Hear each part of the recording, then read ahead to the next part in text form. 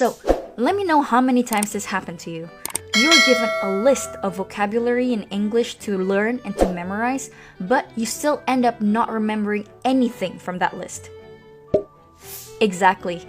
Even if you end up remembering 25% of the words from that list, you still don't know how to use these words in your daily English conversations.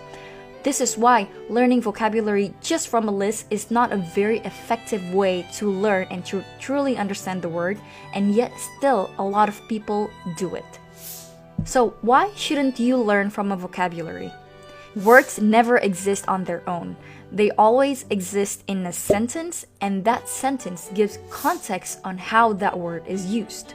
Learning and memorizing words in isolation, individual words, means that you are taking that word out of context, out of the sentence in which that word is said.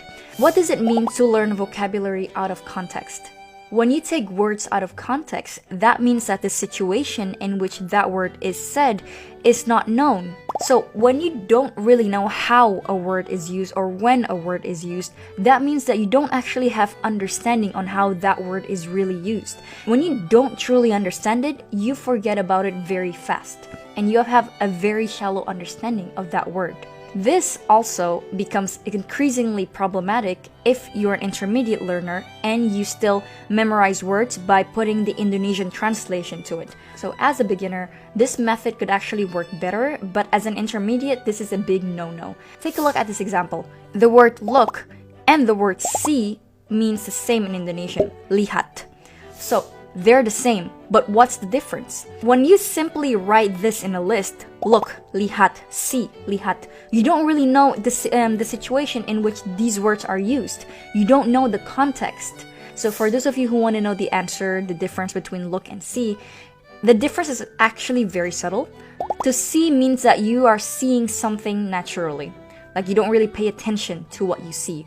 Whereas look means that you're actually focusing and concentrating on what you're looking at. As an example, when I said, take a look at this example, I said take a look because I'm asking you to look at the example and focus on it.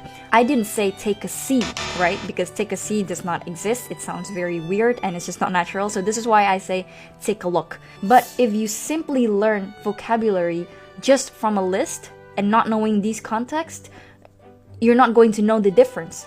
So how would you know then? By the way, I am so excited to tell you that I have finally launched my premium 2-month coaching program, English Sprint Academy. So from this program, I help intermediate learners just like you go from stuck at the intermediate plateau to sprinting your way to the advanced level so that you can finally become a confident and natural English user. The enrollment is already open from today until the 27th of February, and I'm only taking 15 people. So if you are an intermediate English learner and you urgently need to speak English for your life, for your work, for personal reasons, or whatever, make sure that you apply from the link here in the description box or in the comments. And if you are deemed fit to join the program, then you're gonna get in a call with me because I have to make sure this program is a fit for you and you are fit for the program. So I'm very excited because I have worked so much on this program and I'm so confident that this can totally help you. So yeah, I will wait for your application and let's get back to the video. So if I shouldn't learn from a list, what should I do instead? So there are two things that you can do to learn vocabulary more effectively. You are much better off learning vocabulary through real samples of English, so not from a list.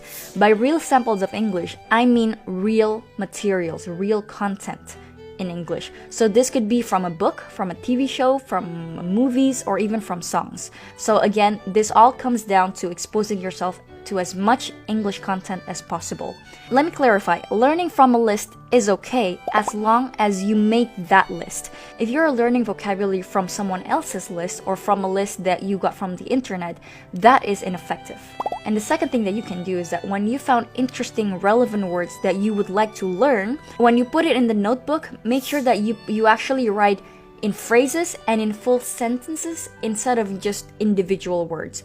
Let me give you an example. So this is my list of vocabulary that I collected for French.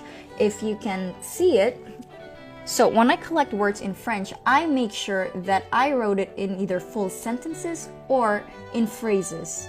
I do collect some individual words, but I only collect individual words if I know that that's an important keyword that was necessary for me to understand what the story or what the message is about. So the reason why I always write my vocabulary in either phrases or full sentences is because this will allow me to still understand the word from full context. I still know the situation in which this word is used, and that gives me a deeper understanding of how to use the word. So yes, instead of really just writing down individual words and the translation in your native language, write full sentences, and you can even write the meaning in your native language right next to it. As long as it gives you context on how the word is used, then that's good.